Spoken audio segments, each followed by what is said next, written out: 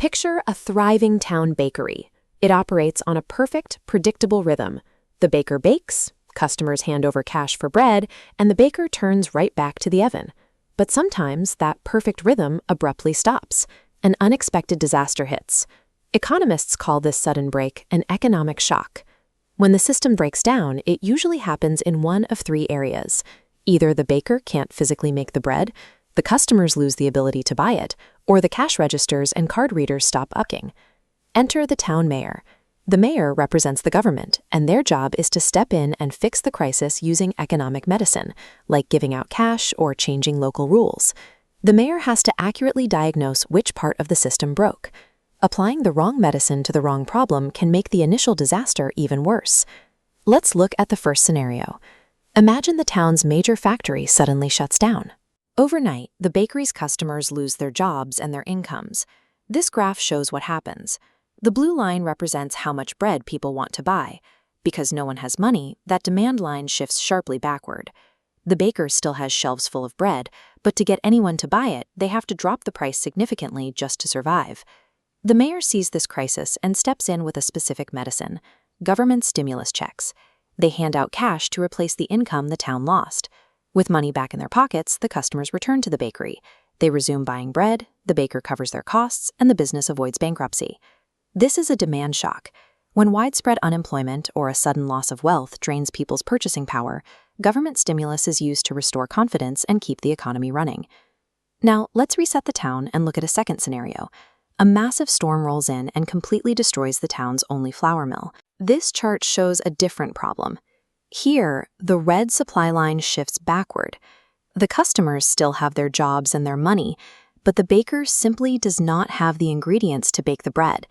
The crossing point, the price, is now much higher. Look at what happens if the mayor uses the exact same medicine from the last crisis and hands out extra cash to everyone in town. The baker still only has 3 loaves of bread. The customers use their new stimulator, but no new bread is created. This is stagflation. The economy is stagnant because nothing is being produced, but it suffers from high inflation because cash is chasing scarce goods. The cure for a supply shock is the hard work of rebuilding the physical flour mill. Our third scenario happens in the plumbing. The town's local bank servers crash, and every credit card machine in the bakery goes completely dark. The customers have money in their accounts, and the baker has a shop full of fresh bread, but the physical mechanism required to make the exchange is frozen. The mayor has a very specific job here.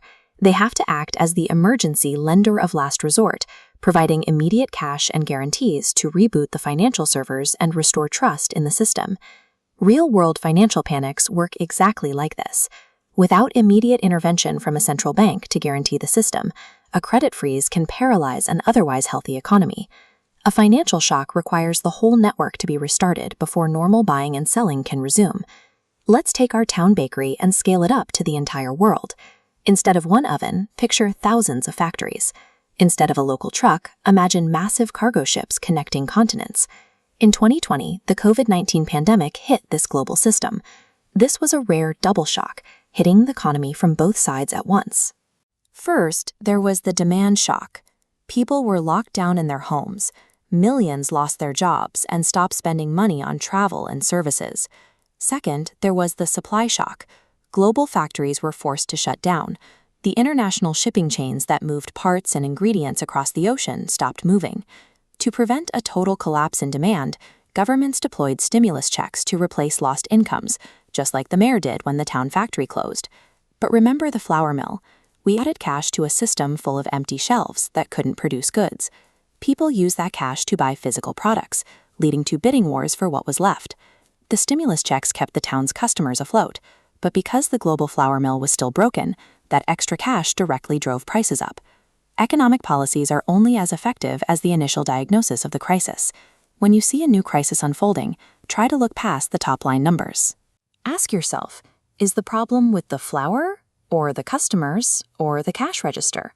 Once you understand these underlying mechanics, you can cut through the panic.